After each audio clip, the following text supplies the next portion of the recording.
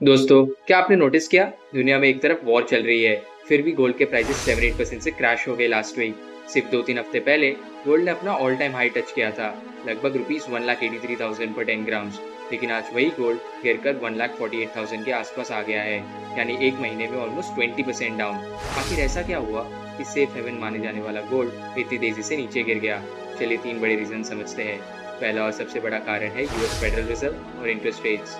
पहले मार्केट को लग रहा था कि 2026 तक रेट्स कम हो जाएंगे, लेकिन अब लग रहा है कि इंटरेस्ट रेट्स लंबे समय तक हाई रहेंगे। सिंपल बात यह है कि गोल्ड अपने आप में कोई इंटरेस्ट जनरेट नहीं करता, लेकिन अगर आप गवर्नमेंट बॉन्ड्स में पैसा लगाते हैं तो वहाँ आपको फिक्स रिटर्न्स मिलते हैं। अब जब बॉन्ड यील्ड्स बढ़ रहे हैं तो इन्वेस्टर्स अपना पैसा गोल्ड से निकालकर बॉन्ड्स में डाल रहे हैं, क्योंकि वहाँ उन्हें ज़्यादा अट्रैक्टिव रिटर्न्स दिख रहे हैं। दूसरा फैक्टर है क्रूड ऑयल। वॉर की वजह से ऑयल प्राइसेस $100 पर बैरल के ऊपर चले गए हैं। अब आप कहेंगे इन्फ्लेशन बढ़ेगा तो गोल्ड तो बढ़ना चाहिए। यही ट्विस्ट आता है।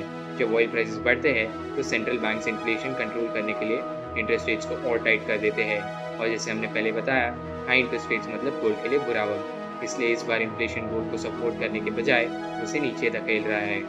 और तीसरा रीजन थोड़ा चौंकाने वाला है, सेंट्रल बैंक्स की सेलिंग।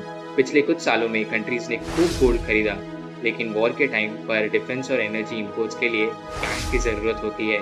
ऐसे में गोल्ड को एक इमरजेंसी फंड की तरह देखा जाता है। पोलैंड और रशिया जैसे देश ज़रूरत पड़ने पर अपना गोल्ड रिजर्व बेचकर कैश रेज कर सकते हैं। जब मार्केट्स में इतना सारा गोल्ड बिकने आएगा तो प्राइस तो गिरेंगे ही। इसे कहते हैं फोर्स सेलिंग। तो बॉटम लाइन यही है कि शॉर्ट टर्म में मार्केट बिहेवियर और लिक्विडिटी की वजह से गोल्ड गिर सकता है, लेकिन लॉन्ग टर्म में सेफ हेवन डिमांड वापस आ सकता है। क्या आपको लगता है कि ये गोल्ड खरीदने का सही मौका है? हमें कमेंट्स में ज़रूर बताइए, और ऐसे ही फाइनेंस अपडेट के लिए फॉलो करो हमें। Thank you.